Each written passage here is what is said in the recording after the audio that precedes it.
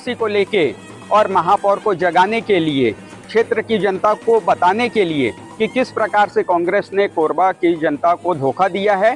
भ्रष्टाचार, महापौर के भ्रष्टाचार कमीशन खोरी की बारात आज हम लोग साकेत भवन से निकालते हुए और सभागार तक आए हैं, जिसमें सभी लोगों ने और प्रदर्शन किया कि किस प्रकार से घोटाला हुआ है। जल आवर्धन का घोटाला, अशोक वाटिका का घोटाला, सभी घोटालों को प्रदर्शित करते हुए और ये बारात, महापौर के घोटालों की बारात आज हम लोग कोरबा में निकाले हैं।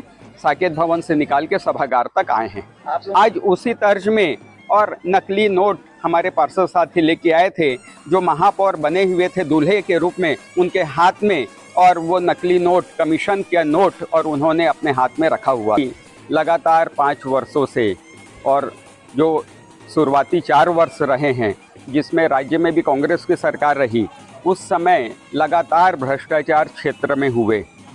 आप लोग के संज्ञान में है कि किस प्रकार से डामर की सड़क बनने के 2 दिन बाद उखड़ जाती है। आप लोग के संज्ञान में है कि तिरंगा लाइट लगाई जाती है सौंदर्यीकरण के लिए, लेकिन 2 दिन में लाइट और गोल हो जाती है।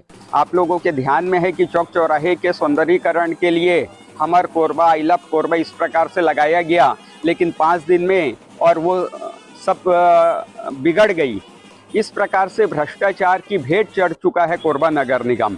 कमीशन खोरी के लिए बड़े बड़े हाथीनुमा बिल्डिंग बना के छोड़ दिया गया, चाहे मल्टी लेवल पार्किंग हो, चाहे ऑडिटोरियम हो, चाहे छात्रावास हो, चाहे अन्य भवन हो, बना के खंडहर के रूप में 6 साल 5 साल से पड़े हुए हैं, जिसका कोई और औचित्य नहीं है, जिसकी कोई उपयोगिता ये तय कर नहीं पा रहे हैं। केवल कमीशन खोरी का खेल चल रहा है।